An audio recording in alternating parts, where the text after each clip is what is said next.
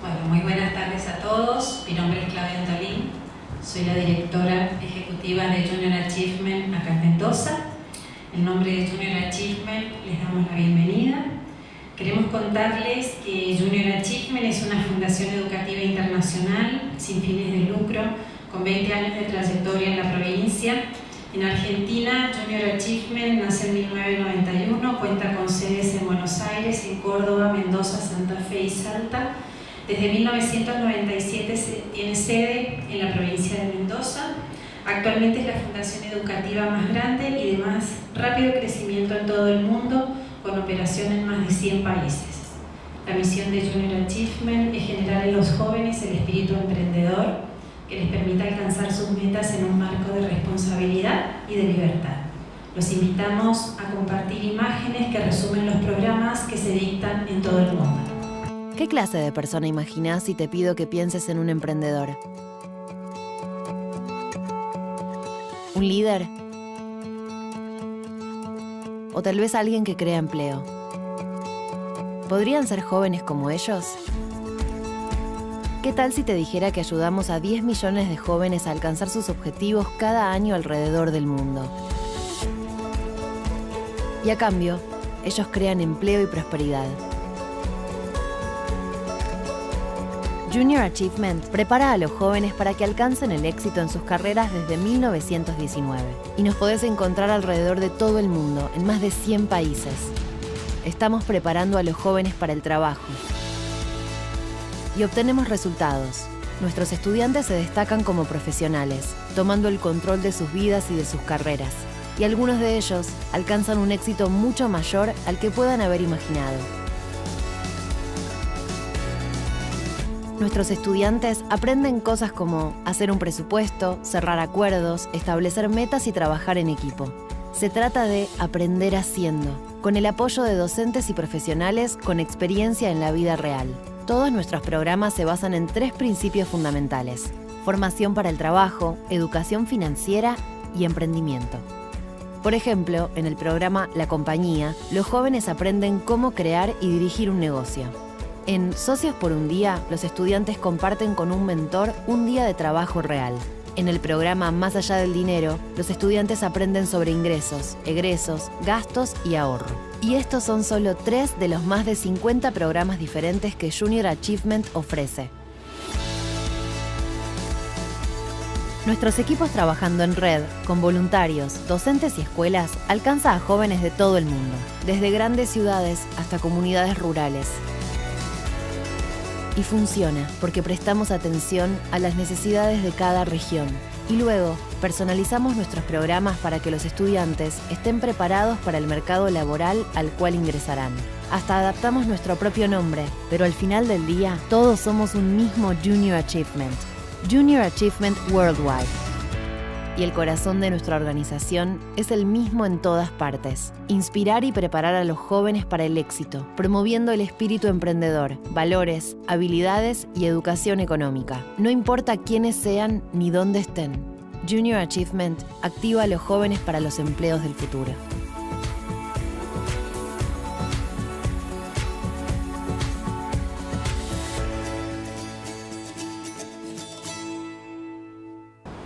Bueno, esto un poco resume lo que es Junior Achievement en el mundo y nosotros somos parte de esto.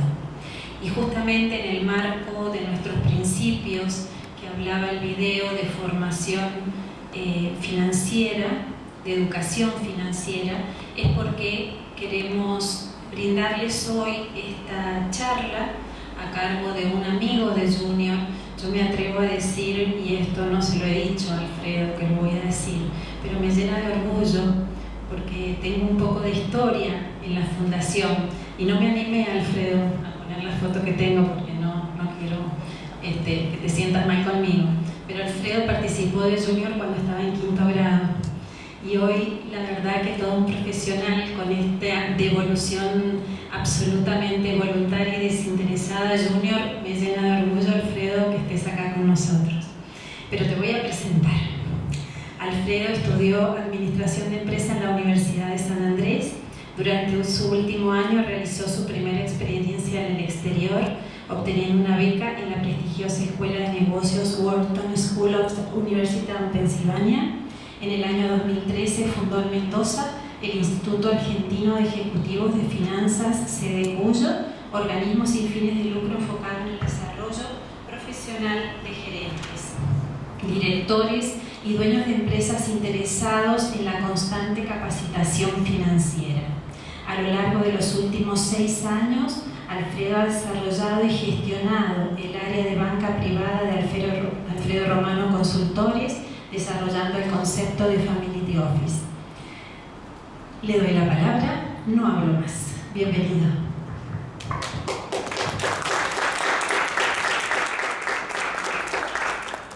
Bueno, a ver, ¿escuchan bien ahí? Sí. O prefiero... Bueno, primero agradecer a Claudia Junior por esta linda oportunidad. Como contaba un poco, Junior me parece que es una gran fundación que está enfocada en la educación.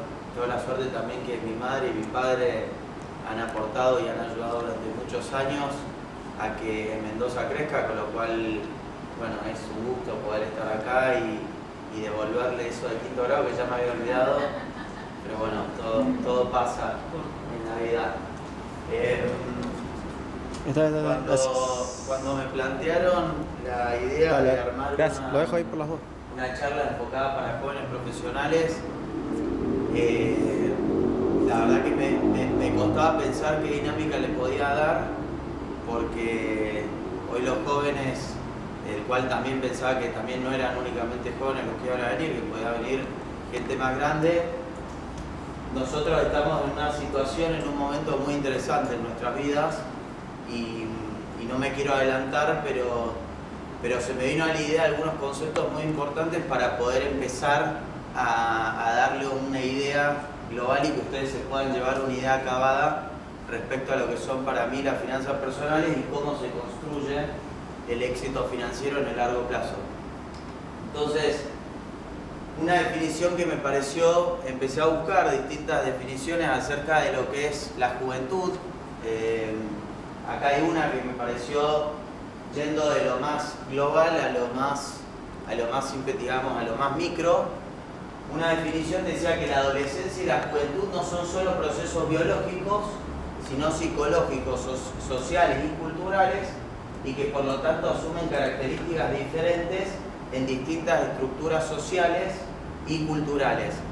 Bueno, eso es una buena definición porque es una definición como muy global, ¿no? Por lo que yo entiendo de ese concepto, te marca un poco que la juventud está dada por la situación y la cultura y donde nosotros estamos inmersos, y es una visión como muy generalista. Si uno se adentraba un poquito más, o yo intentaba darle un poquito más de foco, había otra definición que te decía que se denomina juventud a un momento de la vida humana que se extiende desde el comienzo de la pubertad hasta aproximadamente hoy los 30 años, y lo que uno va viendo es que esa juventud se extiende más en el tiempo y capaz hace un par de décadas hablar de 30 años ya dejábamos de estar en la juventud y hoy uno habla que todavía los jóvenes con 30 años estamos en el proceso de este momento, ¿no?, de juventud. Y ya otra definición que me pareció muy valiosa y a la cual creo que va a ser uno de los grandes puntos que yo me voy a centrar en esta charla, es que la última definición dice que en la juventud suelen tomarse las decisiones más relevantes en lo que respectan al camino de la vida. Y yo, por lo menos pensando en mi propio camino que estoy construyendo, yo tengo 29 años, cumplo ahora en unos meses 30 y parece que voy a dejar dentro de poco ser joven o estar en la juventud. Claro, uno ve, a los 18 años tuve que decidir primero dejar el deporte, yo me iba a dedicar a jugar al fútbol, después me tuve que definir qué iba a estudiar. Difícil saber uno muchas veces qué querés estudiar, con todos los desafíos que eso representan. Después más adelante, bueno, fue la formación profesional, la elección de la carrera, dónde trabajar, si uno quería formarse y hacer una maestría, el casarme, me casé hace 2 años. El proceso del día de mañana, muchas personas tienen hijos, entonces wow, qué importante, ¿no? Qué proceso. La verdad es que uno habla de los jóvenes, muchas veces escuchamos, no, es que batímoslo más para adelante. Pará, la verdad que cuando me pongo a pensar, la juventud realmente, esta definición es muy interesante. Las decisiones más relevantes de lo que respecta a tu camino a seguir en la vida. Entonces, la verdad que me parece que es muy interesante esa última definición, englobada en algo mucho más generalista que se vincula con la cultura, con la educación que recibimos, con cómo nosotros nos vinculamos con el resto de las personas, etc. Y después hubo dos conceptos más que me parecieron muy importantes y que por suerte cuando los buscaba se vinculaban, que era la conciencia. ¿Qué es la conciencia? Bueno, una definición de conciencia es el conocimiento que el ser humano tiene de su propia existencia, de sus estados y de sus actos. Otra vez, algo absolutamente general que te habla directamente de tu propia existencia, o sea, de que tengas conciencia de tus actos, de qué haces, qué no haces, de tu estado emocional, etc. Otra definición, conocimiento responsable y personal, empieza a entrar la palabra responsable, y volvamos a la palabra de la juventud, de la importancia que tiene esa época en nuestra vida, de una cosa determinada, como un deber o una situación. Por otro lado, uno ve que la filosofía le da otro foco, y lo que yo encontraba es que decía que la filosofía considera que la conciencia es la facultad humana que tenemos nosotros para decidir acciones y hacernos responsables de las consecuencias de acuerdo a la concepción del bien y del mal.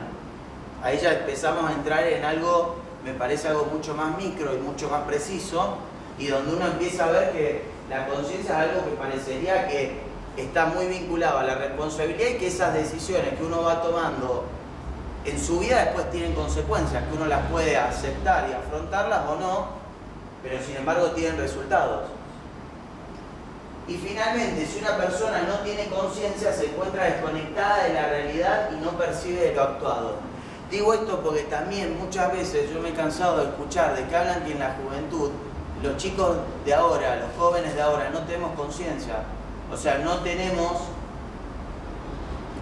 parecería por esta definición, no nos queremos hacer responsables o no queremos asumir compromisos o no queremos tomar las decisiones que hoy en la situación, en el momento de vida que nos corresponde llevar adelante, porque creemos que todavía somos jóvenes y deberíamos poder hacerlo una vez que estemos más maduros y que seamos más grandes. En esto quiero aclarar que no quiero generalizar, porque yo también soy joven y tengo la misma edad que la mayoría de ustedes, pero sí es algo que uno lo ve, que lo presiente, y sobre todo cuando te vinculás con muchas personas jóvenes entre los 20 y los 30 años, uno ve que el patear o tomar decisiones más para adelante, porque hoy me interesa vivir el día a día, la sociedad del Netflix, el on demand, el que uno elige hoy qué quiere hacer porque en este momento quiero ver esto o quiero tomar esta decisión con una respuesta ahora y que tenga un efecto en este momento, bueno, parecería que no se vincula tanto con esto que uno encuentra con respecto a la juventud. La juventud parece ser un momento muy importante de la vida.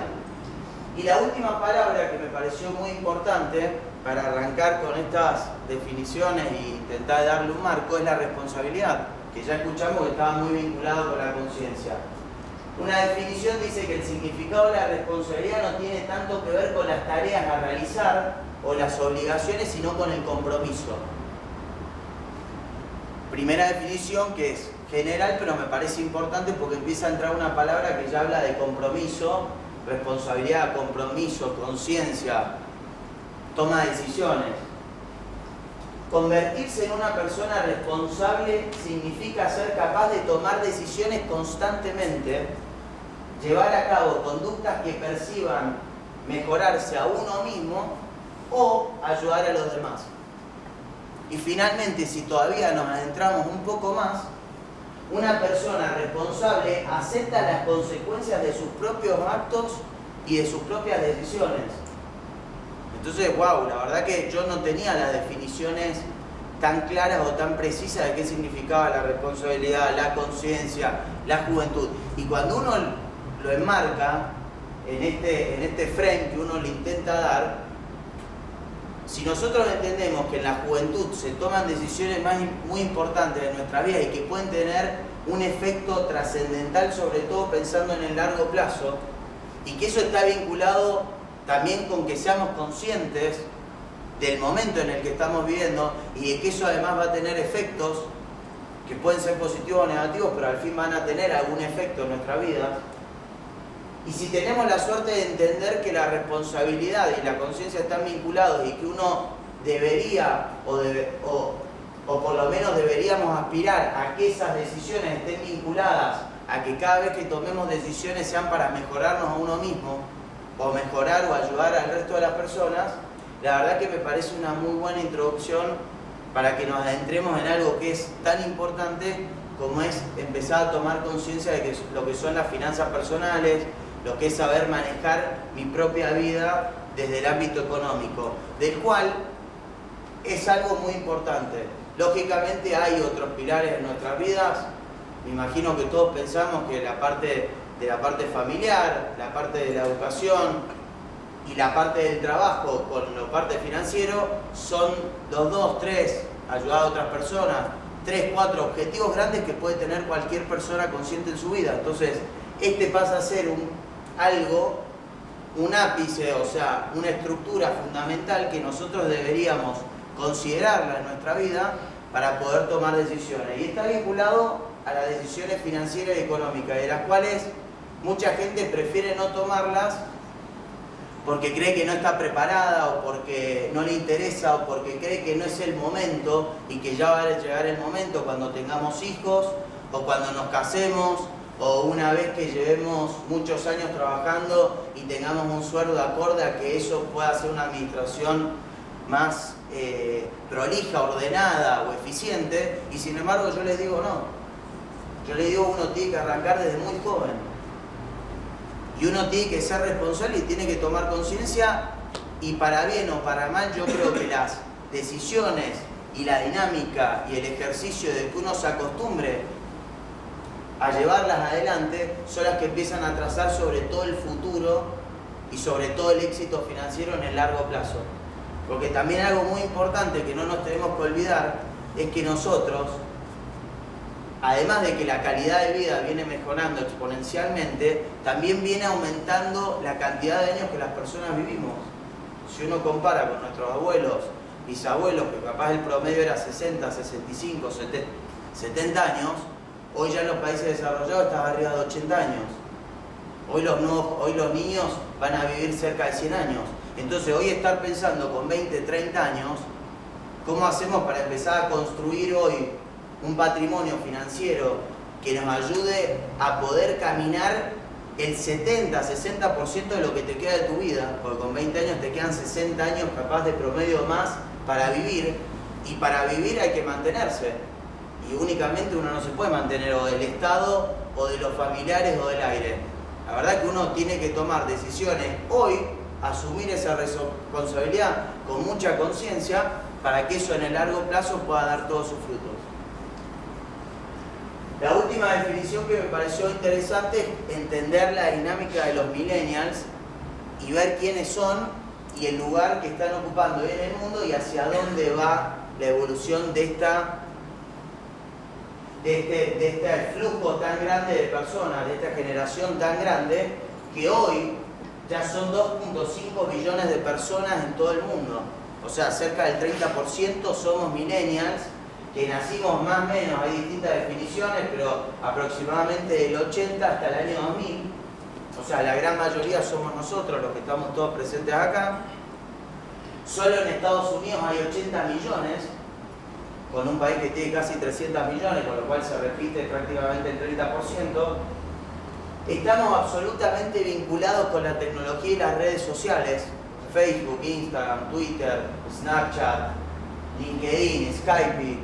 Para nosotros es una herramienta de trabajo, una herramienta de comunicación, una herramienta de vincularse está absolutamente naturalizada. Si uno lo compara contra nuestros padres, la diferencia es abismal. Y lo más interesante es que nosotros en el año no se ve porque es muy chiquito, en el año 2020 vamos a representar cerca del 50% de la población mundial, y si eso lo llevamos al año 2030 todavía viene creciendo aún más y se expande más nuestra generación en las próximas décadas. Entonces, ¿esto por qué es importante? Porque si uno ve el gráfico, a mí lo que me llamó la atención y lo que más me gustó es que cuando uno habla de un millennial, ve muchas cosas negativas, también ve cosas positivas. Pero a la larga aquí terminamos viendo personas que están vinculadas con otras personas que no están físicamente, o sea, no tenemos relación muchas veces a nivel físico, sino que está dado por los medios hoy tecnológicos que se utilizan. Por otro lado, acá parecería que hay cierto egocentrismo, porque eso parecería ser una pareja, y en la pareja él se está sacando una selfie él y la otra persona está mirando, por lo cual mucho interés parece que no le importa si está saliendo bien la otra persona o no, sino que es más bien nosotros. Y por otro lado, una generación un poquito más grande, pero que también entra dentro de los 37 años más o menos, que parece que hay una desconexión muy grande entre la pareja, porque dice, ahora soy milenio, y la otra la mira como diciendo, ¿de qué me estás hablando? O sea, ¿viste?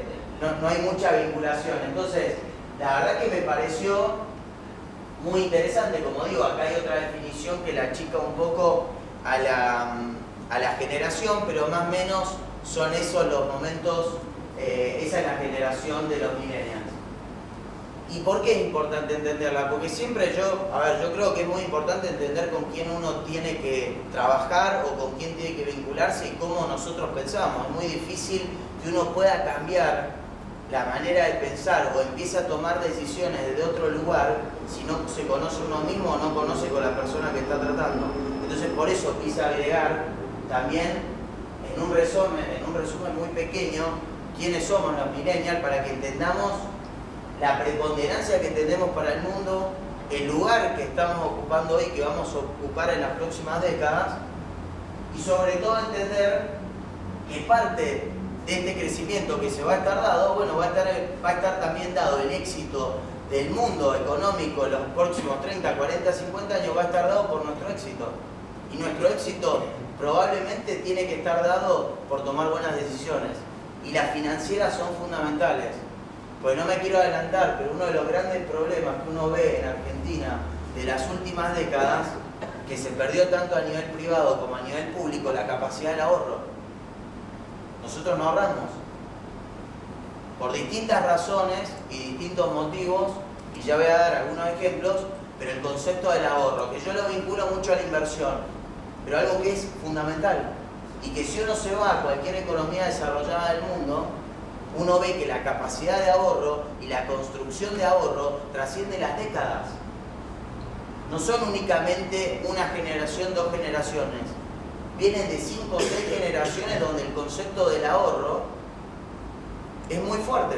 Y sin embargo, Argentina, no sé si el único, pero uno de los grandes problemas que uno ve a nivel económico, a nivel macro, es el problema de que no somos una economía que tiene capacidad de ahorrar.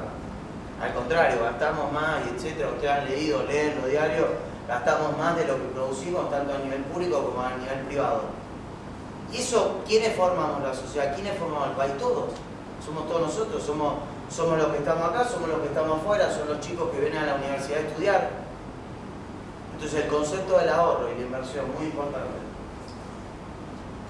Algunos datos estadísticos que me pareció interesante para poder tener una idea de, acá el Departamento de Salud y Bienestar de los Estados Unidos te hace una estadística de cada 100 personas que tuvieron la posibilidad de estudiar. O sea, no estamos diciendo personas que además no tuvieron ni la posibilidad de estudiar. Personas que tuvieron la posibilidad de estudiar en Estados Unidos, o sea, la economía más grande del mundo, 22 trillones, o sea, 40, más de 40 veces Argentina, con un PBI per cápita muchísimo más grande que el nuestro.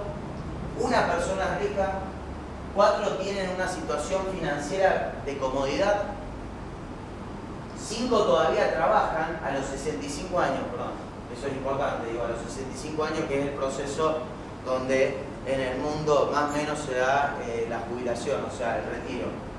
56 personas necesitan algún apoyo del gobierno de su familia. O sea, estamos hablando de personas educadas en un país rico.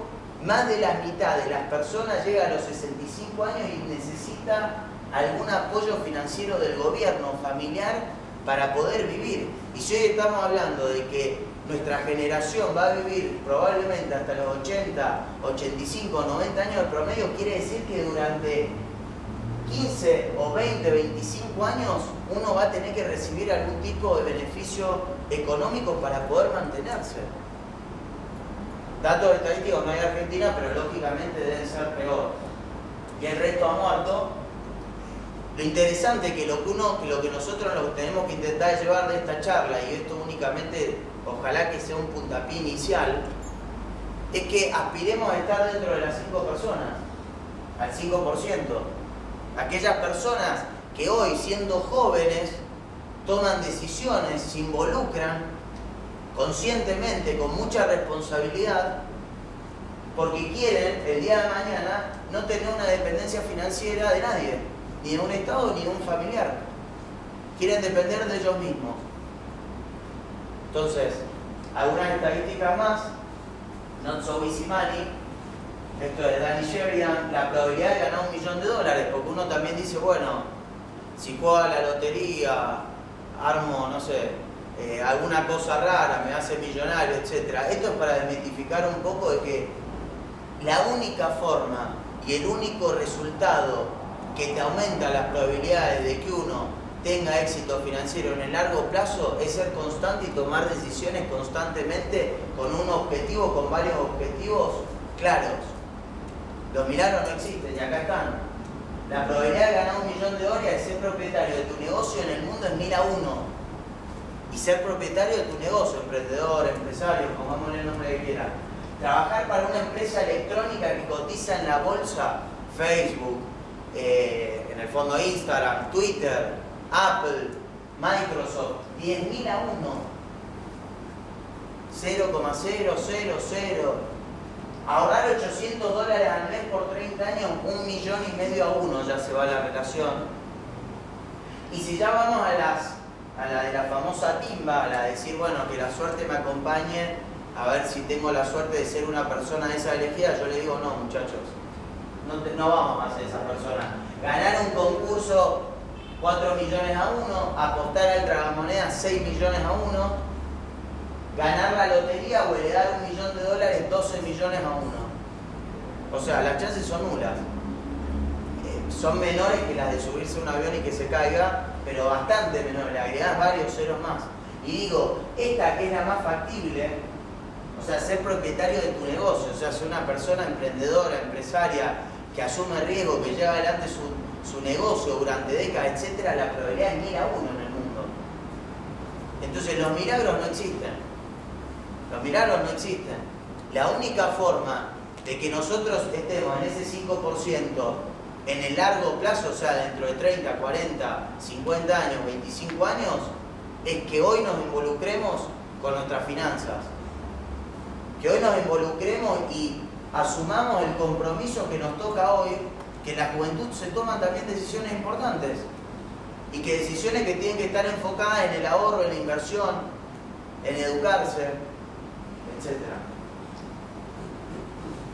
Me parece que hay dos conceptos que son muy interesantes y que yo los intento de separar porque esos son los mecanismos en los cuales muchas veces nosotros fallamos a la hora de razonar.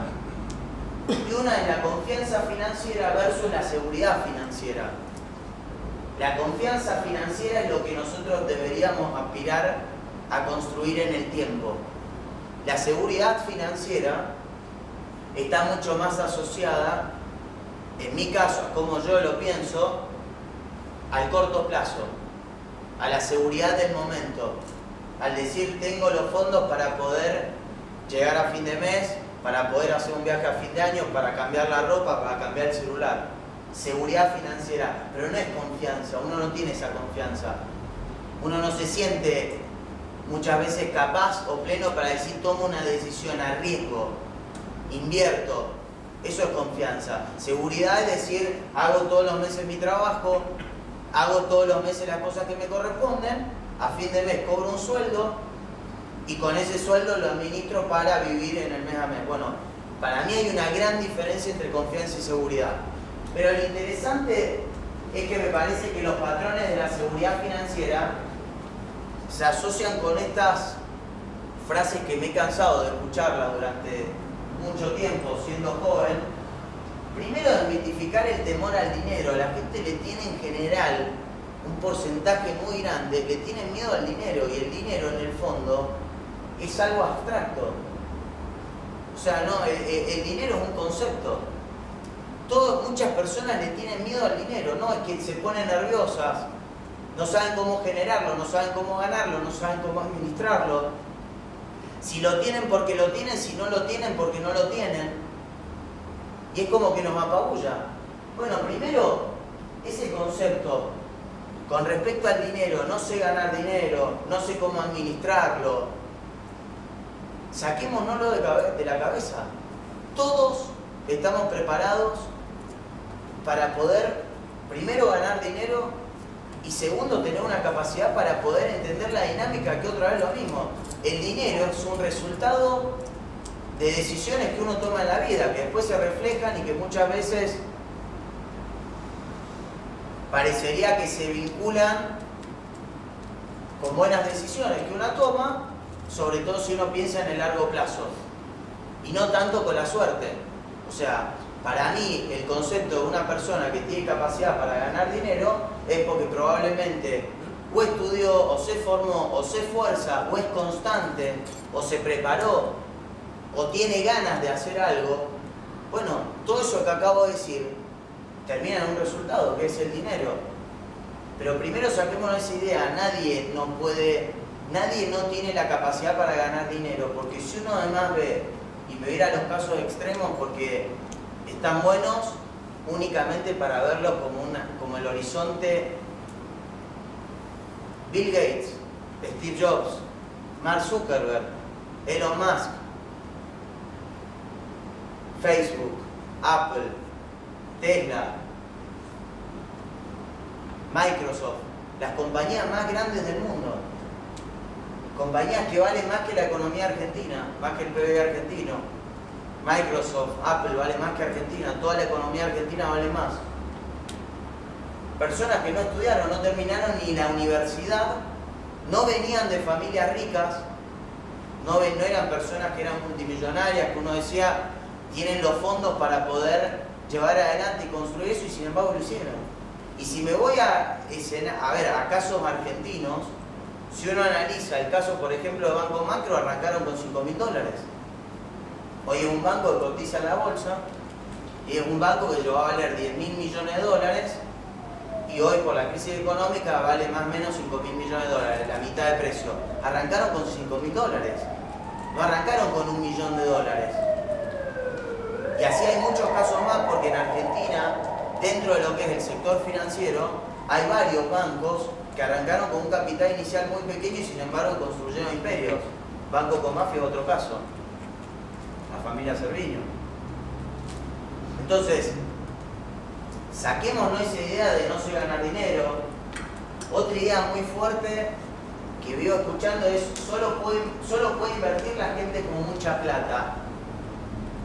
Yo no coincido de ninguna manera en eso, porque lo primero que entiendo es que el concepto de inversión está dado por es como un músculo, hay que entrenarlo, y en el fondo invertir es una decisión que uno lleva adelante. Entonces uno puede invertir dándole plata a un amigo para que desarrolle un negocio, dándole plata a su padre para que lo invierta, pero uno diga, bueno, este es mi capital, papá, yo todos los meses te doy parte de este capital, invertilo vos, quiero ver cómo sigue, y yo le doy también, empiezo a tomar mis propias decisiones. Uno puede invertir en desarrollar un negocio propio, lo que fomenta Junior Achievement, el emprendedurismo. Solo puede invertir la gente con mucha plata. No, uno le puede dar algo de capital. He visto muchos casos, Mercado Libre en Argentina arrancó en un garage y los deliveries los hacían en bicicleta. Y es una compañía que vale más de $15.000 millones. vale más que YPF. Y nació hace 15, 20 años atrás. Entonces, y hubo gente que apostó y dijo, pongo unos pesos a esta compañía y le empiezan a desarrollar. Entonces, el concepto de invertir, porque no tengo mucha plata, también desmitifiquémoslo. Quedémonos con la idea de que uno tiene que, al contrario, cambiar el chip y pensar de que uno todo o parte de su ganancia que genera mensual, anualmente, etc., hay canales de inversión. Siempre hay canales de inversión. Y como les di los ejemplos más simples, de dársela al padre, un amigo, un primo, y desarrollar un negocio propio. Y después, lógicamente, ir, en mi caso, que es lo que yo más conozco, los negocios financieros, mercado de capitales, o sea, el canal financiero netamente, del cual les voy a hablar un poco más en detalle, aunque únicamente va a ser una introducción, pero a ver, lo que les quiero intentar de transmitir es que hay, el tema es que muchas veces, como creemos o estamos sesgados en que solo puede invertir la gente con mucha plata, pensamos que eso no es para nosotros. Y ese es el gran error que cometemos siendo tan jovencitos y que lamentablemente a la larga, cuando el músculo no se entrena, van pasando los años y ese músculo se atrofia. Y después cambiar y volver a entrar a una dinámica donde uno tome esas decisiones o cambie la perspectiva de cómo ve las cosas, todavía se dificultan más. Por eso te dicen que de chico es mejor aprender todos los idiomas posibles, aprender todos los deportes posibles, porque el cerebro es como una esponja, absorbe, aprende y después ya es un instrumento que te queda de por vida. Bueno, esto es lo mismo. Por eso la juventud es un gran momento para poder empezar a cambiar y a moldear nuestra cabeza con otra perspectiva que me parece que también está dado culturalmente. Porque cuando veías lo que era la juventud, que te decía que está enmarcado por el proceso, el lugar geopolítico o la zona, la cultura con lo que nosotros convivimos, bueno, Argentina tiene ese problema. No ahorramos, no invertimos, nos da miedo. No soy bueno para los números, no es lo mío. Otra que no, es que como soy veterinaria, para mí invertir no. Yo estudié para cuidar animales. O porque soy abogado, entonces yo sé de leyes. Y la verdad que de números mucho no entiendo, entonces no sé cómo funcionaría esto. O soy arquitecto, o soy ingeniero, o soy...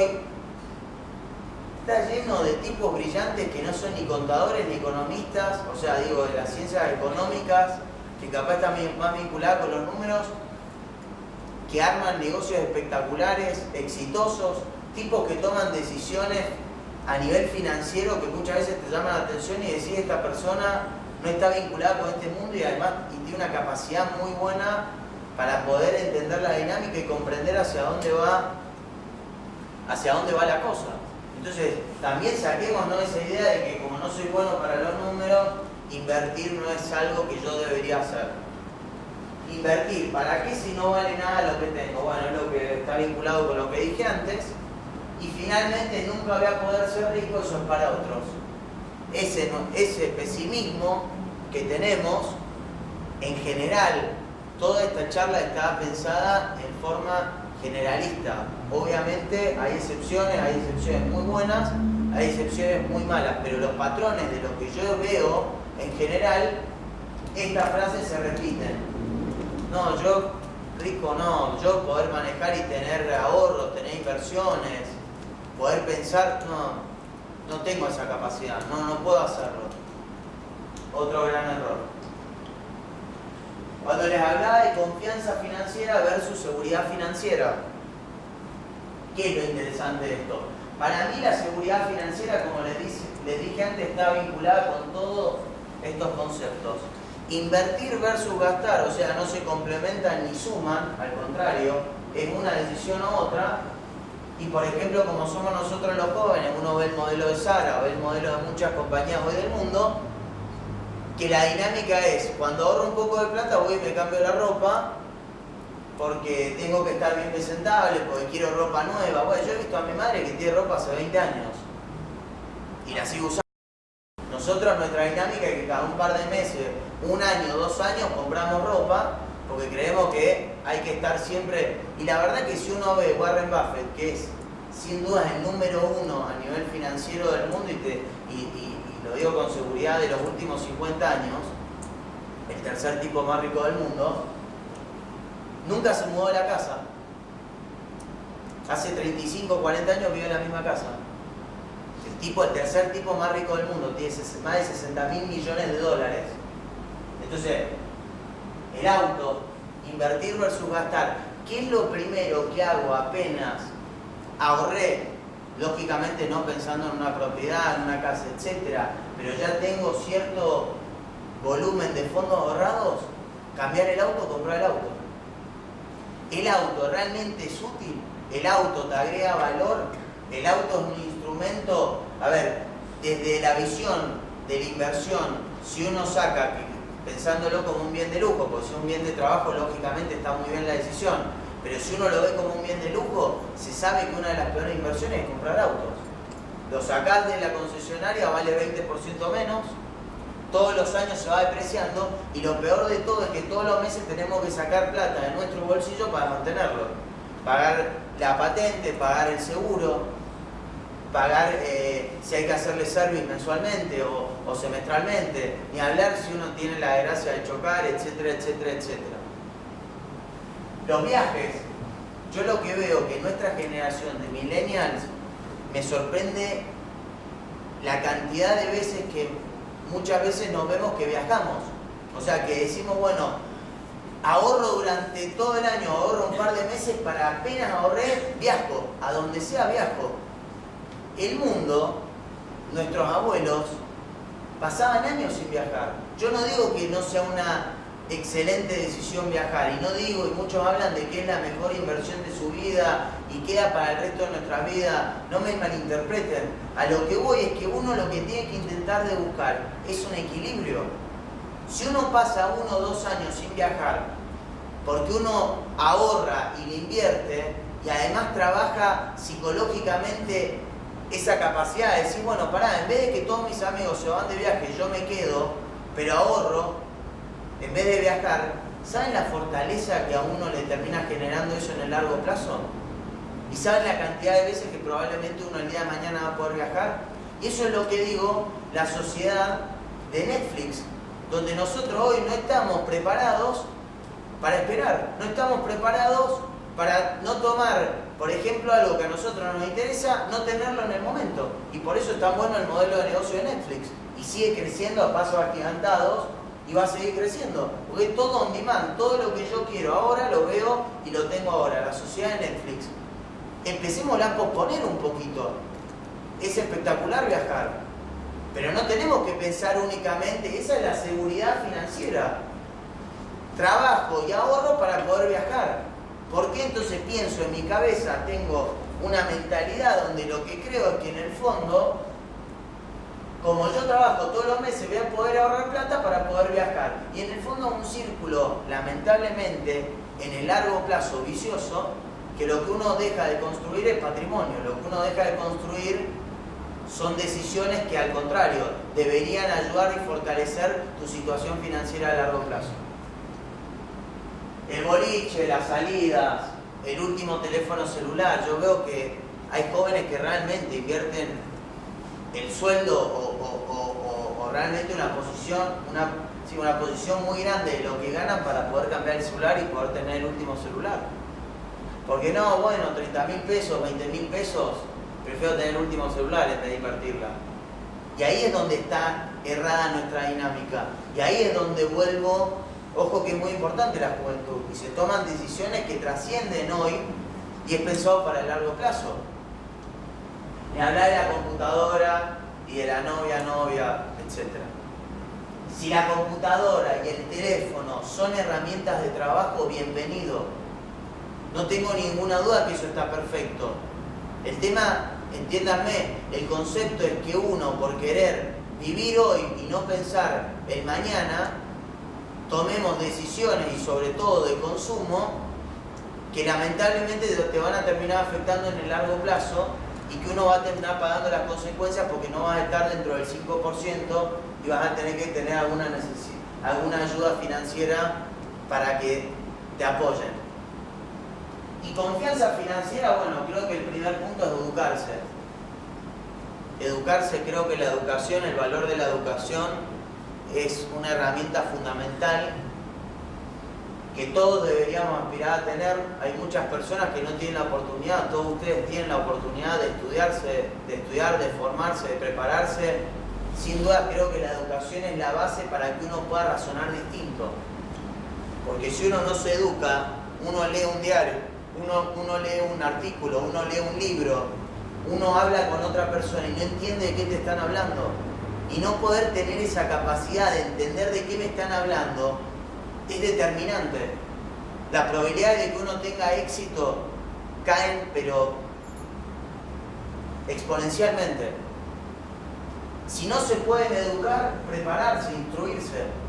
Muchas veces uno no tiene tiempo, no tiene dinero, pero que uno no pueda prepararse, que no pueda instruirse, que se acerque a gente que conoce el tema, que sabe, seguro que tienen, en sus familias, gente vinculada del trabajo, leyendo. Hay que leer más, hay que ver menos películas, hay que ver menos televisión y hay que leer más. La lectura es fundamental. Bueno, eso es instruirse. Alegar es otro concepto importantísimo y que eso genera confianza, porque lamentablemente cuando uno va creciendo, el fracaso pasa a ser una palabra muy temida, donde nadie quiere asumir ese fracaso. Si uno se acostumbra de joven a afrontar el fracaso y tomar malas decisiones, en el fondo lo que estamos construyendo es madurando para el futuro, para que el día de mañana primero tengamos la capacidad de poder decir arriesgo y tomo esta decisión, pero en segundo lado, si las cosas no salen bien, porque a los mejores tipos, los más preparados, los más inteligentes, los que están en los lugares más privilegiados de decisiones del mundo, se equivocan constantemente, ¿cómo no nos vamos a equivocar nosotros? Pero la palabra fracaso genera una barrera que nos limita y no nos deja accionar. Y cuando uno no actúa, que es otra de las palabras que está dada con la confianza, actuar, tomar una decisión, llevarla adelante, lo voy a hacer y lo hago. Qué importante. Bueno, todo eso está vinculado con la confianza financiera. Escuchar. Otra de las cosas que yo me parece que hoy nos está pasando es que escuchamos poco, hablamos mucho y lamentablemente mucho de lo que hablamos en realidad es repetición de cosas que escuchamos y a las cuales no las tenemos ni incorporadas o realmente no sabemos ni lo que estamos diciendo. Entonces, escuchar es muy importante, escuchar todo, porque yo hoy les estoy dando una visión respecto a este tema, pero probablemente, y ojalá que haya algunos que les interese el tema, se meten en internet, escuchan otra charla y empiezan a escuchar y después ustedes arman su propio modelo de decisiones. O sea, ustedes mismos después tienen una capacidad para tomar decisiones propias. Bueno, eso está dado por escuchar, como están haciendo ahora, están escuchando. Bueno, eso es fundamental. Nosotros hoy los jóvenes, muchos jóvenes, preferimos no escuchar. Finalmente, resolver y proyectar. Resolver, ¿por qué? Porque son situaciones que se dan en el día a día. Cuando uno toma una decisión de inversión, está resolviendo un problema. Cuando uno dice, no me voy a comprar ropa, no me voy a cambiar el auto, no voy a viajar o no voy a salir al boliche porque quiero ahorrar más y eso quiero invertirlo, bueno, eso es una decisión que uno está tomando para intentar resolver un problema que se me puede presentar en el futuro, que es mi capacidad financiera para poder afrontarla. Y proyectar, proyectemos, miremos el futuro es fundamental. Si no tenemos un largo plazo, si no tenemos un horizonte, es muy difícil que todo esto y todo lo que estamos hablando tenga un sentido. Es muy importante proyectarse. No nos queremos proyectar muchas veces porque nos da miedo, porque como no sabemos qué va a pasar. Y eso es otro error. Hay que proyectarse, hay que ver cómo uno puede llegar a ese lugar de comodidad financiera. ¿Cómo hago para llegar a ese lugar de comodidad financiera? Bueno, con muchas de estas herramientas. Pero después me tengo que proyectar. ¿Dónde quiero estar yo en 10 años? No sé, no tengo idea. No sé si voy a tener hijos, no voy a tener hijos, si voy a tener ahorro, no voy a tener ahorro. Cambiemos esa mentalidad. Y todo esto nos va a ayudar a darnos confianza. Y cuando uno te da confianza, después la dinámica de la inversión, que para mí, como digo, invertir suma, o sea, es ahorrar. Invertir más ahorrar, y hay algunas reglas que les voy a dejar que para mí por lo menos me han servido en mi vida. Las decisiones salen y se toman. Y uno empieza a ver que empezás a ir por otro camino. Las 4 reglas de oro, de las cuales a mí me parece muy importante que uno las tenga siempre presentes y sobre todo en el razonamiento diario. Ahorrar para mí significa invertir. En esta época de nuestra vida, juventud, 20, 30 años, 35 años, ahorrar en el fondo debería ser invertir. O sea, ahorrar y comprar dólares no está mal, pero nosotros deberíamos pensar de buscar de que eso te da una rentabilidad, de que eso se siga valorizando en el tiempo, de que eso tenga una proyección de flujo que en el largo plazo te termine dando más dinero. Si uno compra dólares, en la economía argentina, cuando te dicen que en el fondo es la mejor decisión de inversión, el mundo cada vez está más caro. Estados Unidos tiene una inflación de más de 2% anual en dólares. Si uno piensa y deja los dólares hoy, dentro de 20 años, con esos dólares que hoy compró uno, si no los invirtió, la capacidad de compra que tiene ese capital es mucho menor, se depresiona el tiempo. El tema es que nosotros, con una economía tan volátil, tan cambiante, hablan de dólares siempre, que no perdés esto o lo otro, y yo creo que no es solamente eso, es un paso más. Porque también hay muchas inversiones que en pesos han tenido muchísima rentabilidad.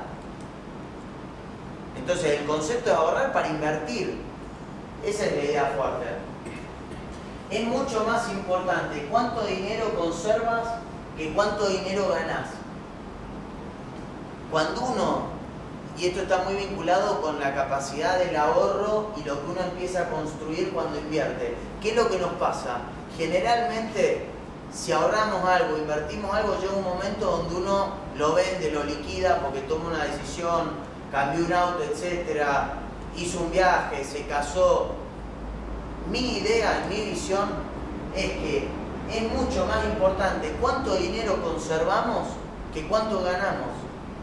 Porque en el largo plazo, esos ahorros invertidos, el poder de la tasa de interés, que es un tema financiero que no voy a ahondar, pero el poder de que eso se invierte y se vaya recapitalizando anualmente, en 20, 30 años, se va armando una bola de nieve. Y si encima uno cada vez va y pone un peso más, un dólar más, 10, 20, en vez de estar sacando, todavía es más fuerte el efecto que tiene, sobre todo si uno mira en el largo plazo. El dinero debe trabajar para uno. Y eso es algo que en Argentina no lo tenemos incorporado y no lo razonamos nunca. En los países desarrollados, en muchísimos países desarrollados, lo primero que hacen los jóvenes es desde el día 1 que empiezan a ganar un sueldo, una parte lo destinan a los fondos de pensiones, de acciones, de renta fija, de lo que sea, etcétera, pensando que eso en el fondo, esa plata ya está trabajando para ellos para el largo plazo. Y eso es verdad. El tema es que uno puede invertir 5 dólares, pero no tiene nada que ver, esa plata ya está trabajando para uno. Cuando pasan los años y si encima uno tomó la idea de que es mucho más importante cuánto conservamos que cuánto ganamos, o sea, no nos descapitalizamos, al contrario, siempre capitalizamos más nuestras inversiones, el dinero sin dudas trabaja para uno, sin dudas. Y la última regla que me parece muy importante es la regla 40-40. Yo estoy convencido que los primeros 40 años de nuestras vidas es donde nosotros, si cambiamos nuestro modelo de pensar y nos acostumbramos a esta dinámica, los segundos 40, la segunda etapa de nuestra vida, la encaramos absolutamente distinta. Primero porque ya la mentalidad de cómo pensamos es completamente distinta. Segundo porque en 40 años, si uno arranca desde joven a invertir a esta dinámica de fracasar, de equivocarse, de ahorrar, de seguir capitalizando, de entender de que uno tiene un patrimonio propio y no depende tanto de lo que tengan los padres o lo que voy a heredar, o si en el trabajo me van a ascender y con eso a partir de ahí voy a poder ahorrar, etc. Yo creo que la regla 40-40 es fundamental y mucha gente la ve al revés. A partir de los 40 es donde uno puede hacer la diferencia económica, puede empezar a ahorrar y es donde uno puede empezar a construir el patrimonio. Y lo que no nos damos cuenta es que muchas veces a los 40 años ya estás casado, tenés uno o varios hijos, tenés responsabilidades y no es que uno afrontar el fracaso es fácil o cambiar la mentalidad de cómo nosotros es fácil. Al contrario, se torna mucho más difícil, mucho más demandante. No es solamente que dependa de uno. Si uno toma una mala decisión y tenés que mantener a 3 hijos, uno empieza a pensar en terceras personas. Pero si uno arranca a los 18 o 20 años, cuando todavía estamos solteros, capaz no tenemos ni novia, todo lo que ganamos es para nosotros, con esta dinámica, bueno, en 15, 10 años de esa mentalidad, uno construye las bases sólidas y ciertas para poder afrontar la segunda etapa de nuestras vidas desde un lugar completamente distinto. Mis finanzas personales. Acá hay algunas ideas que yo les dejo, que me parece que son muy importantes. Y la primera es el control y el orden. O sea, creo que lo primero que uno tiene que entender para poder el día de mañana ahorrar o invertir es tener un orden y un control. O sea, si nosotros no sabemos lo que gastamos, no tenemos control, no nos autogestionamos, que nadie lo va a hacer por nosotros. Ya un padre o una madre no te va a venir a decir con 27, 28, 30 años, 25 años, che nene, no te cambies el auto. Ya somos grandes nosotros, juventud, las decisiones más importantes de nuestra vida, conciencia y responsabilidad. Entonces, primero entendamos autogestionarnos, controlarnos, ordenarnos, hacer una planilla, ingresos versus gastos mensuales. Algo básico que deberíamos tener todos y sin embargo estoy seguro de que muy pocos los tenemos y muy pocos no sabemos ni lo que gastamos o cuánto podríamos ahorrar o no ahorrar. Cash versus tarjeta de crédito. La tarjeta de crédito te da esa sensación de que uno mensualmente es más rico, consume más y sin embargo cuando te llega a fin de mes el resumen uno se le pone los pelos de punta porque dice wow, todos estos gastos se me acumularon, ¿cómo puede ser? Entonces yo soy hincha de que uno hasta que tiene mucho orden y además está autoconvencido de que esto lo puede gestionar por uno mismo, es mejor manejarse con cash y manejarse con la disponibilidad que uno tiene de dinero. Entonces lo que sabés que tenés es lo que tenés. Hacer revolving de tarjeta, o sea, pagar mínimos o no pagar todas, en este escenario inflacionario de Argentina, pero que en realidad llevamos 20 años con un intermedio de 10 años durante la convertibilidad que no tuvimos inflación, pero en realidad son más años de 2 dígitos por lo menos de inflación. Es el peor error financiero que podemos cometer. Además de que gastamos, además de que no nos genera intereses, además de que no se capitaliza, uno tiene que pagar fortunas en intereses porque no es capaz de pagar o terminar de pagar el total de la tarjeta y paga una parte esperando que el mes que viene te da la capacidad para poder terminar de pagarlo. La planificación, planificar, o sea, pensar para adelante. Bueno, este año que viene, ¿qué quiero hacer? ¿Quiero viajar una vez? ¿Cuánto me va a salir ese viaje? ¿Tengo realmente la capacidad de planificar el trabajo? Planificar si voy a cambiar de trabajo, planificar mis ingresos, planificar mis gastos, pero planificar. O sea, las cosas no salen de casualidad. Que ustedes tengan éxito en el largo plazo a nivel financiero no va a estar dado por la casualidad, va a estar dado por una cantidad de buenas decisiones tomadas en el largo plazo que te llevaron a ese lugar. No hay fórmulas mágicas, no hay una buena decisión. Uno tiene que actuar consecuentemente a lo largo de la vida y probablemente esa es la mayor posibilidad o las mayores chances de que vas a tener de éxito financiero va a estar dado por eso. Porque uno tome decisiones constantemente y que esas probablemente sean buenas decisiones. Lógicamente, si uno vive tomando malas decisiones, no. Y último, la constancia en el tiempo. Esto no tiene que durar 6 meses. Esto no es que salgan de acá de esta charla y digan, bueno, la verdad me pareció interesante, me voy a empezar a ordenarlo, hago 3 meses y dentro de 3 meses me olvidé del tema. Todas estas ideas que yo les estoy intentando transmitir tienen que ser para el resto de sus vidas. La constancia en el tiempo es fundamental. Es como una persona que estudia, después hace una maestría, después trabaja. Son años y años. No son meses. El poder de los activos que generan rentas y además más ingresos. Este ciclo es virtuoso. Los activos generan más ingresos. ¿Y cómo construimos activos? A partir de ahorrar, que se invierte. O sea, dinero que a mí me queda disponible porque tuve la capacidad de ahorrar y eso lo invertí, eso pasa a ser un activo en nuestras vidas. Un activo que es tuyo, es personal. Puede ser un bono, puede ser una acción, puede ser un porcentaje de una sociedad, un negocio que armaste con un amigo, puede ser una fracción de un terreno que compraste con 5 amigos o con tu padre. Puede ser un porcentaje de una máquina que compraron para poder armar un negocio. Bueno, todos esos son ejemplos de activos. Y esos activos en el largo plazo te generan ingresos. Todo lo contrario son los pasivos de los gastos. Los gastos potencian los pasivos. Porque uno en el fondo, en vez de que estemos poniendo dinero en el bolsillo, lo estamos sacando. ¿Para qué? Para pagar deudas, para pagar cosas. Entonces, la vinculación de los gastos y los pasivos está absolutamente vinculada, como la de los ingresos y la de los activos también está absolutamente vinculada. Yo creo que nosotros tenemos que construir el lado izquierdo. El lado izquierdo es lo que a nosotros nos fortalece en el día a día para que uno en el largo plazo pueda construir un patrimonio propio, pueda tener activos.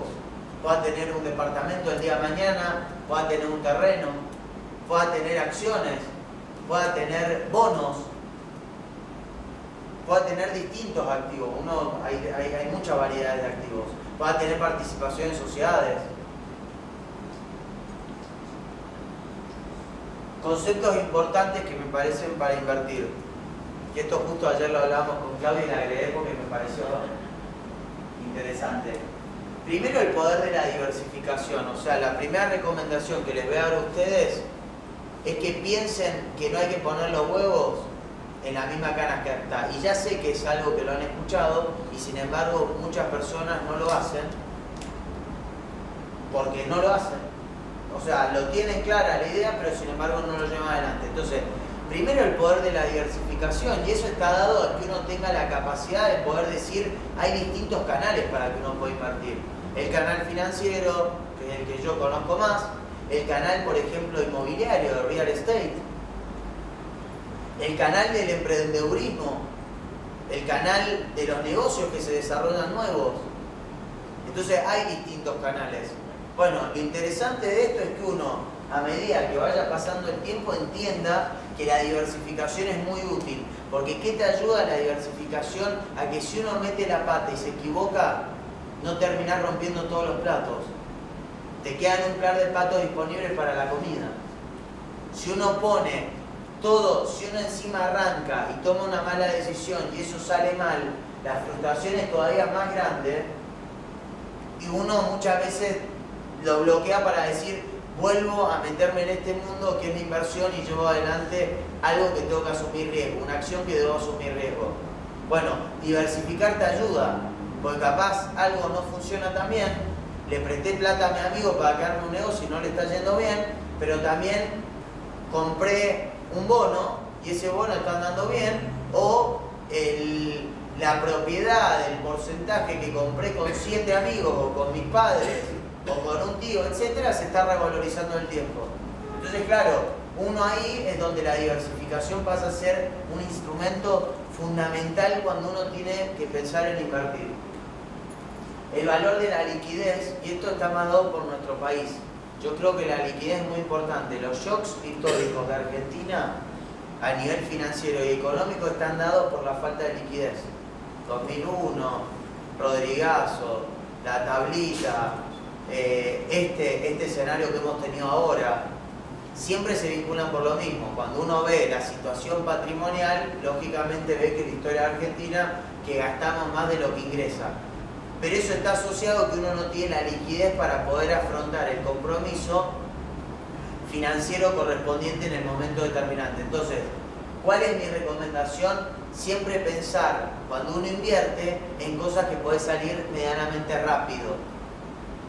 Que no es algo que yo lo invierto y el día de mañana, cuando se pone negro, porque la situación económica empeora, porque necesito los fondos, porque se me vino un martes 13 de que me quedé sin trabajo yo y también mi mujer, o Dios no permita algún escenario todavía peor, uno muchas veces no tiene la liquidez y eso te lleva a que tomes decisiones muy duras, que generalmente cuando uno está apretado y tiene que salir a vender, en esos momentos de shock, de estrés, generalmente ahí uno pierde mucho dinero. Entonces, mi recomendación siempre es pensar cuando uno invierte, darle valor al concepto de la liquidez. Y después entender lógicamente la dinámica del riesgo. Claudia me preguntaba ayer, bueno, pero ¿qué? O sea, ¿todo tiene el mismo riesgo? No, todo no tiene el mismo riesgo. Yo ya me va a meter netamente en el mundo financiero. Hay activos que tienen más riesgo y otros activos que tienen menos riesgo. Esa dinámica hay que entenderla. Si uno quiere más rentabilidad, en general está asociado a mayor riesgo. Si uno quiere menos rentabilidad, está asociado a menor riesgo. Pero en el fondo hay muchas personas que no terminan de incorporar la idea de la dinámica del riesgo. Queremos sacar una tasa muy interesante o muy alta asumiendo muy poco riesgo. No existe eso, la manta es corta. Si uno quiere tener más rentabilidad, está asociado con asumir más posición de riesgo. Si uno quiere ser más conservador, y por eso ahí entra el poder de la diversificación. Uno mismo puede diversificarse y decir, bueno, pará, en esto me la juego un poco más, asumo más riesgo, pero en esto soy más conservador. Y ahí es donde uno va construyendo un patrimonio, activos que tienen lógica y que tienen una dinámica propia. Porque bueno, este activo tiene más riesgo, este activo tiene menos riesgo. Lo que siempre les daría como recomendación, que consideren el valor de la liquidez. O sea, que uno pueda hacerse del activo rápidamente si uno lo tiene que liquidar y que en principio eso te lo ofrece en gran medida el mercado financiero. O sea, uno en el sector financiero, la posibilidad de que uno pueda hacer cash sus inversiones es de segundos. Eso es una gran ventaja, pero eso no quiere decir que todo lo tenemos que destinar ahí, porque también está el poder de la diversificación. Pero si uno piensa a futuro y dice, bueno, pará, en un mal escenario voy a necesitar tanta cantidad de plata, porque si me llevo a quedar sin trabajo, yo una idea fuerte que tengo en mi cabeza es pensar que mis inversiones líquidas me tienen que servir para financiarme un año del nivel de gasto que tengo hoy, lo repito. O sea, con lo que yo gasto mensualmente, hoy mis inversiones líquidas tienen que ser capaces de bancarme durante un año si yo no soy capaz de generar un peso. Es muchísimo, no digo que no, pero son aspiraciones que uno puede ir teniendo. No digo que lo tenemos que lograr mañana. A lo que digo es que cuando uno, es como todo, otra vez, son músculos. Uno empieza a mejorar, empezar a entrenar y esa dinámica se empieza a potenciar y se empieza a hacer algo mucho más virtuoso. Ahora, esta parte que es la final, y les voy a dejar los últimos 15 minutos para que los que quieran consultar, alguna idea, feedback, etcétera, lo hagamos.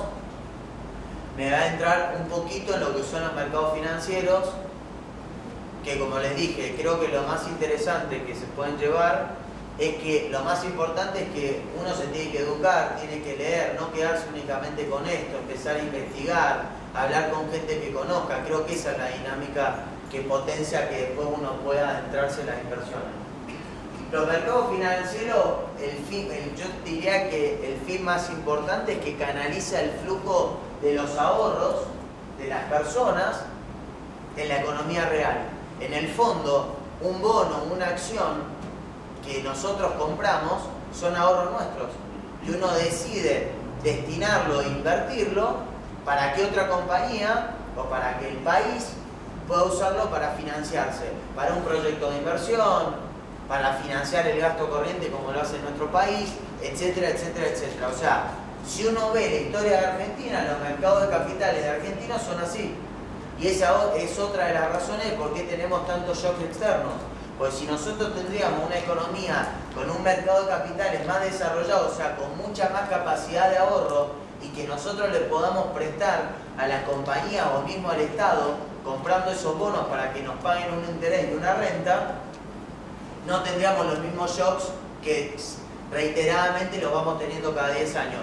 Y si uno ve, por ejemplo, Sudáfrica, que es un país que está dentro del continente africano, el continente más pobre del mundo, Sudáfrica tiene un mercado de capitales hiperdesarrollado y Sudáfrica tuvo este año 4 puntos de déficit fiscal y tuvo 3 puntos y pico de déficit de cuenta corriente. O sea, los números muy parecidos al argentino y sin embargo el shock no fue como el nuestro. ¿Por qué? Porque nosotros dependemos de los inversores extranjeros, los que tienen ahorro, que dicen que le prestan a Argentina y le compran los bonos para que el país se financie. Si nosotros tuviéramos un mercado financiero más desarrollado, probablemente muchos no hubiéramos salido a vender las posiciones de nuestros bonos, etcétera, y tener que generar este estrés financiero. Pero como tenemos una gran dependencia externa, eso sucede en reiteradas décadas. Entonces, en el fondo, lo que uno termina viendo es que a la larga, la dinámica de nuestro país, sobre todo en los últimos 30, 40 años, es de no ahorrar. Y uno lo ve traducido en los mercados de capitales. Si uno se va enfrente a Chile, es una desgracia que nos comparemos. La diferencia es abismal, y hace 30 años era mucho más chico que nosotros, y la economía es la mitad que la nuestra. Ahora con la evaluación capaz es un poco más de la mitad, o sea, estará más cerca de nuestro PBI, pero la verdad que es una economía que es más chica que la nuestra, y sin embargo el mercado financiero está hiperdesarrollado. Ellos han construido una dinámica de ahorro e inversión muy fuerte que nosotros no la hemos tenido. Participan distintos actores. Ahora muy por arriba les voy a comentar a algunos de los actores que participan en el mercado de capital a nivel Argentina. Hay distintas variedades de instrumentos y de activos, se los voy a mencionar por arriba y ojalá que eso sirva como una guía para que ustedes, si les interesa, empiecen a investigar qué son esos activos y eso los empiece a ayudar a prepararse para empezar a conseguir cierta confianza para que uno diga el día de mañana, bueno, tomo una decisión de invertir en la bolsa. Ofrece muchísima liquidez. El mercado financiero lo que tiene es que te ofrece mucha liquidez, ya lo expliqué antes. En general los activos son muy líquidos, entonces uno si quiere venderlo, lo vende en el momento.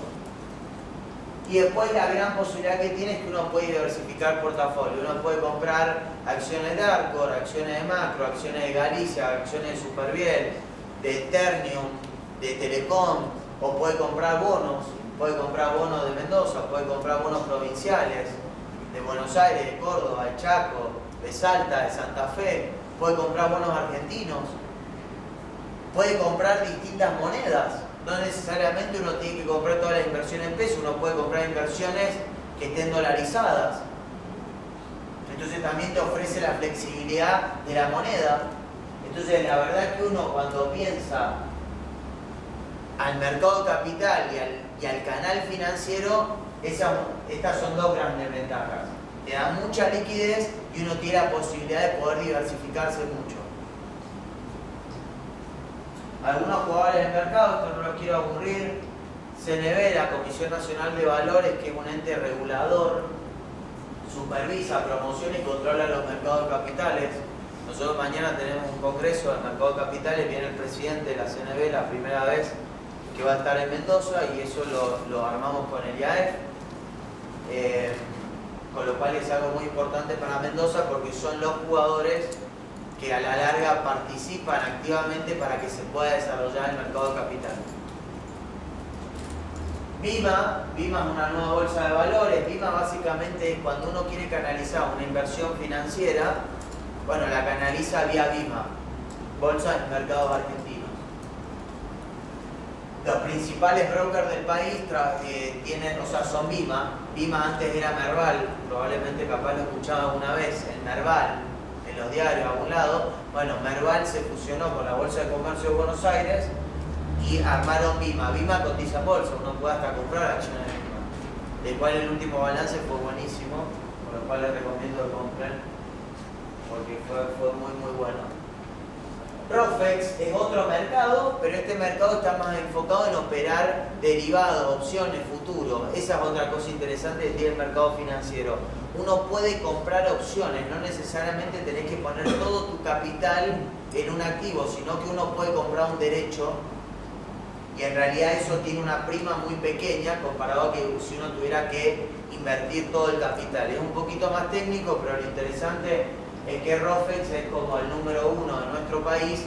Cuando uno probablemente escucharon de los dólares futuros, los contratos y todo el problema que tuvo este gobierno, el cambio de gobierno, que habían vendido dólares baratos, etc. En el fondo, un contrato a futuro es que uno, como inversor, se hace acreedor de un contrato, o sea, de un contrato que te está diciendo yo compro $1 a un tipo de cambio. En ese momento uno compraba un tipo de cambio de 10, de 50, o sea, uno tenía un derecho de hacerse de dólares a ese tipo de cambio. Y parecía que lo que iba a pasar es que después con el cambio de gobierno iba a haber una devaluación. Entonces, ¿cuál era el negocio ahí? De inversión, financiero, etcétera, que uno compraba dólares mucho más baratos que lo que después el mercado te iba a poner como equilibrio, como precio del mercado. Bueno, eso es Rofex. Después tenés MAE, mercado abierto electrónico, ahí operan mucho los bancos para operar todo lo que es renta fija, hard dólar, etc. MAP está muy enfocado a las pymes, también, mercado de capitales. Este está, como digo, muy enfocado en lo que es el desarrollo de distintos instrumentos para las pymes, cheques de pago diferidos, obligaciones negociables pymes, fideicomisos financieros, etc. MADMA, Mercado de Términos de Buenos Aires, posible unificación con Rofex. Estos son como competidores.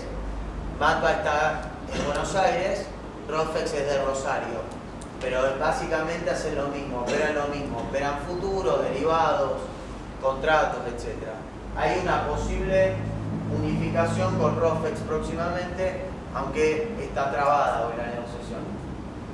Y como último jugador importante, los bancos, todas las entidades financieras que reciben el carácter por el BCRA y de las cuales los bancos participan activamente generando liquidez, haciendo compra de activos, etc. O sea, participan en los mercados de capitales desde un rol protagónico y fundamental.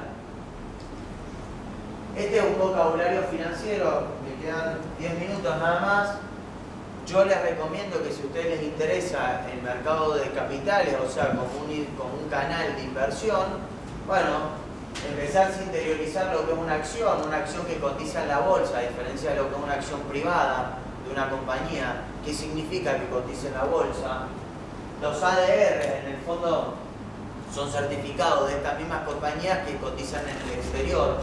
O sea, los bancos más grandes de Argentina, Banco Macro, Banco Galicia, Banco Superviel, cotizan también en Estados Unidos. ¿Por qué? Porque fueron a buscar a inversores ahorristas, o sea, tipos que tenían capital, para que compraran posiciones de su compañía y que esa compañía se haga de capital líquido. ¿Para qué? Para proyectos de inversión, de expansión, de desarrollo. Cada compañía tiene su propia decisión. Pero en el fondo el concepto es el mismo. Buscar inversores que tienen ahorros y me compran posiciones de mi compañía para que yo tenga liquidez y yo pueda hacer lo que quiera. Desde el lado del inversor, ¿dónde está? Como si fuera, ¿por qué uno se interioriza o por qué uno le interesa comprar esta compañía? Bueno, porque lo que uno espera es que esa compañía se vaya valorizando en el tiempo. O sea, uno espera que si uno compra una acción del Banco de Galicia, es que ese banco en el tiempo se vaya valorizando y que uno el día de mañana, cuando lo quiere vender, eso tenga un valor mucho más alto de lo que lo compró. Algo muy interesante que tiene Argentina hoy es que se termina de ratificar con la nueva ley impositiva, las personas humanas que invierten en acciones que cotizan en la bolsa en nuestro país no pagan ganancias. Y eso es algo extraordinario. No hay actividad lícita en nuestro país que no esté alcanzada impositivamente. Sin embargo, uno hoy puede comprar, no le estoy diciendo comprar una acción de un negocio que amor mi amigo, una SA o una sociedad, una SRL, y que está empezando a intentar desarrollar un negocio. Estamos hablando de compañías que valen capaz 5, 10 mil, 15 mil millones de dólares, que tienen 5.000 empleados, que tienen 10 mercados en distintos países del mundo, y sin embargo uno puede comprar una posición de esa compañía y el día de mañana, si esa compañía se valoriza en el tiempo porque tiene un plan estratégico bueno, etcétera, cuando uno la vende y se hace de esos fondos, sobre esa diferencia de precio uno no paga ganancias. Nadie lo sabe, yo creo que debe ser menos del 1% de la población de Argentina que sabe de esto, pero es muy interesante. Los ideales al revés son las acciones de, por ejemplo, algunas compañías americanas que cotizan también en Argentina. Uno puede comprar un CDR de Citi, de Apple, de distintas compañías. No hay tantas, pero hay distintas variedades que uno puede comprar de estas compañías y uno se hace accionista de Apple en una pequeña posición, pero a la larga se termina haciendo. Los bonos es lo mismo que la renta fija. La rentabilidad, ¿qué es la rentabilidad? ¿Qué me quieren decir cuando me hablan de rentabilidad? ¿Qué me rindió qué? ¿Sobre qué? ¿Sobre el capital? Bueno, se lo recomiendo, intenten de instruirse, aprender o educarse. Obligaciones negociables. Las obligaciones negociables son los mismos que los bonos, pero están más vinculadas al sector privado, porque los bonos, las compañías también emiten deuda. Hay muchas compañías argentinas, Aeropuertos Argentinos 2000, YPF, Cresud, todas las vinculadas, Frávega, Hiperrodó, Garbarino, emiten obligaciones negociables, emiten deuda en el mercado, el inversor la compra, se hace de una tasa y ellos hacen de la liquidez para poder llevar su plan financiero hacia adelante. La TIR, que está vinculado con la rentabilidad, la duración es con respecto a los bonos. No me quiero poner en detalle porque esta no es una charla financiera.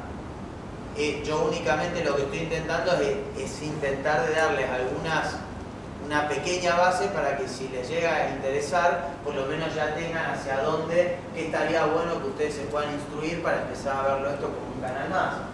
Derivados, futuros, year to date, plazo fijo, ¿qué es un plazo fijo? Instrumentos en pesos, ¿cuáles hay?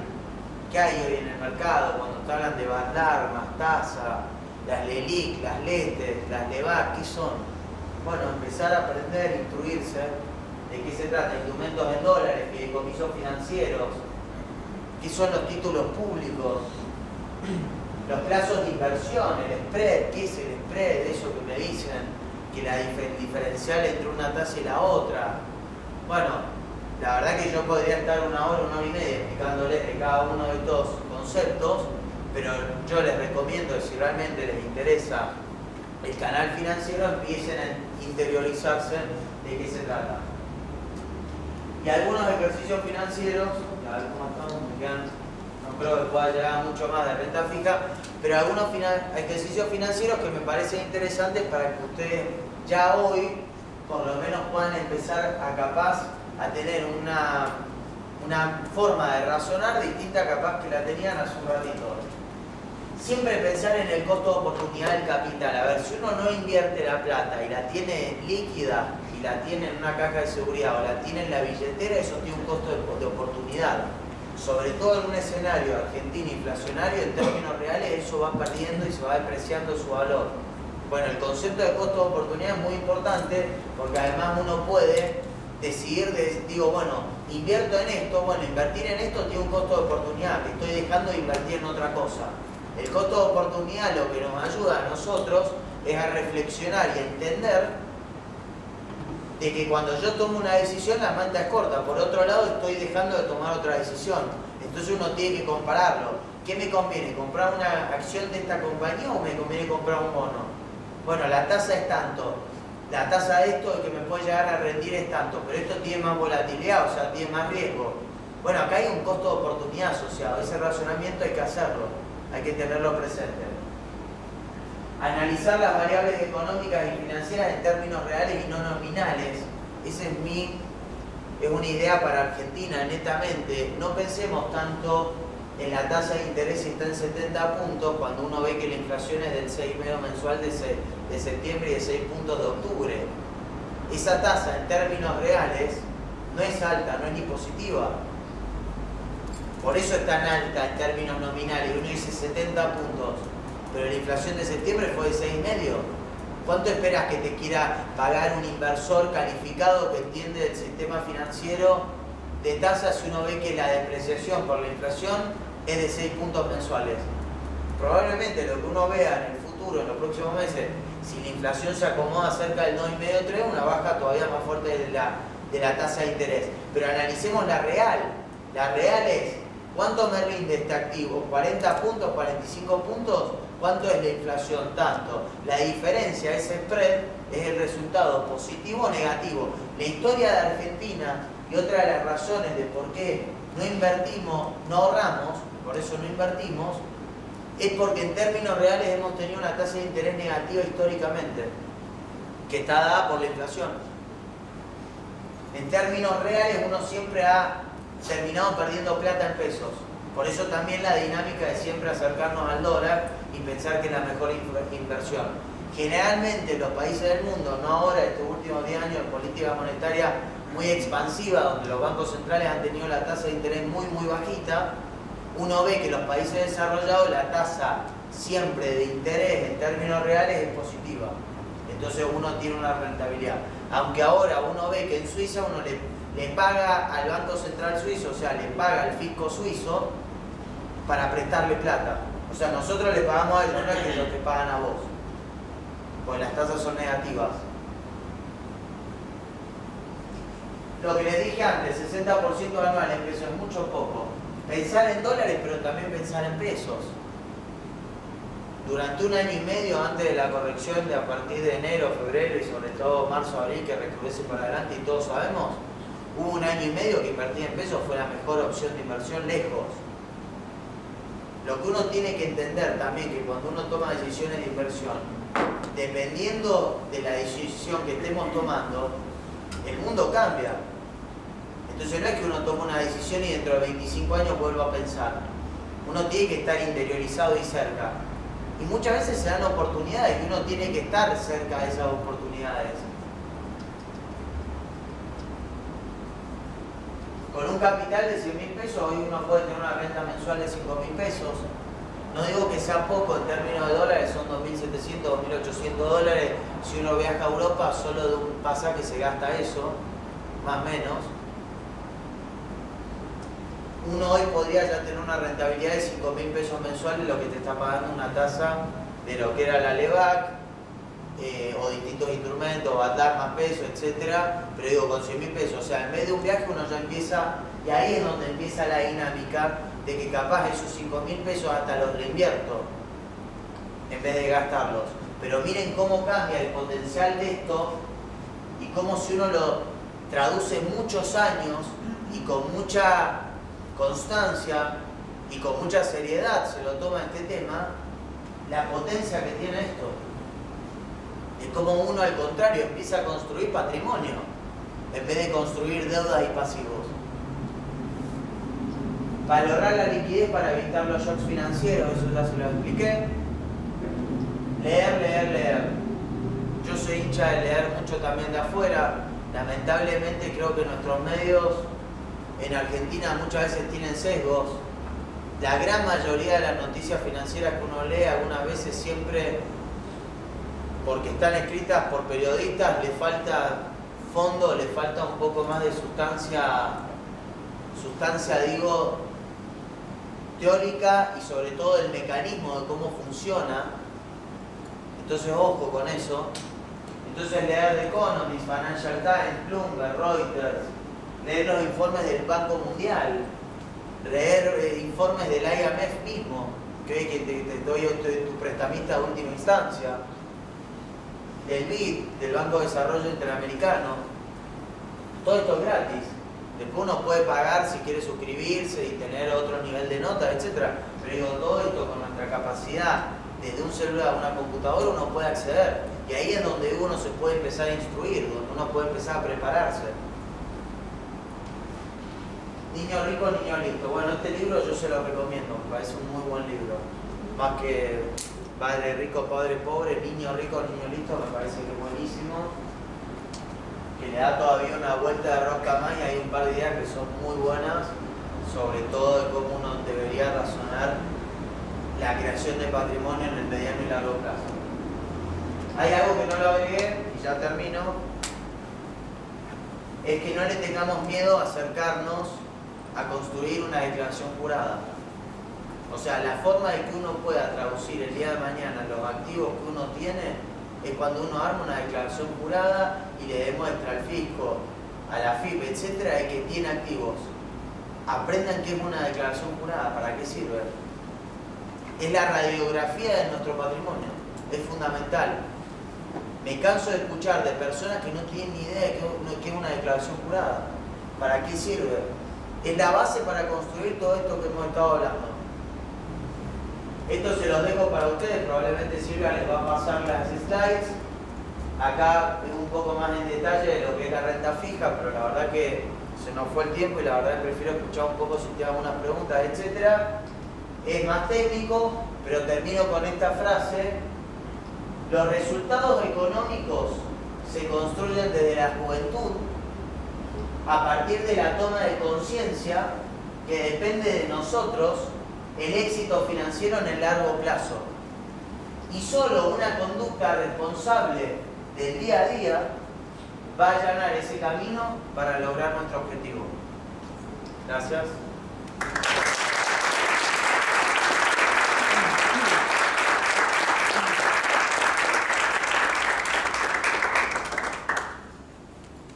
Bueno, no sé si alguien quiere preguntar algo, tiene alguna duda.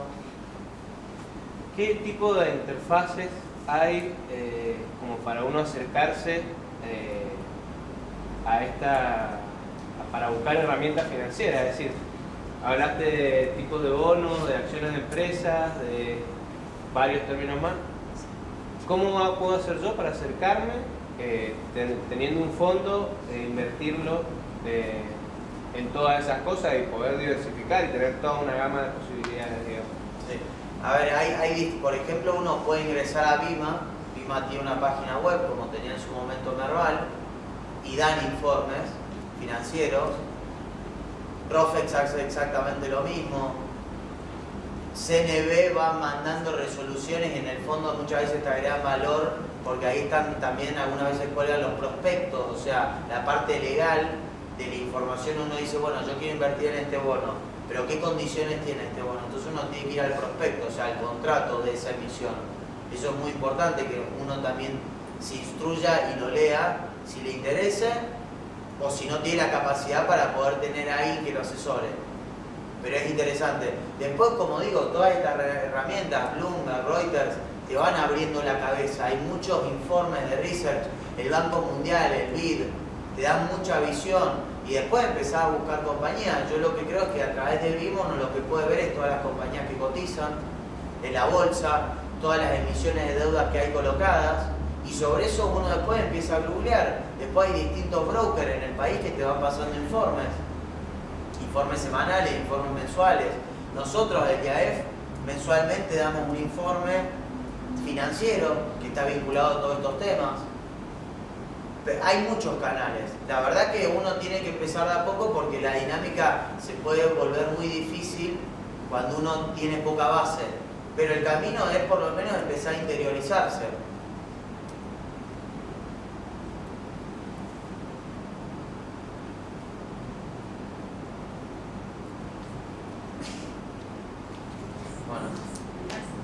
Bueno, espero que les haya gustado. Especialmente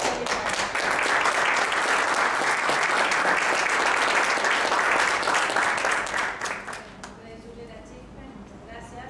En lo personal me voy un poco movilizada y espero que para ustedes también sea lo mismo, esto de pensar qué vamos a hacer, aunque ya la juventud se pasó, pero todavía estamos a tiempo para poder invertir, así que creo que esto es lo importante, el de movilizarnos y el de actuar. Desde Junior Achievement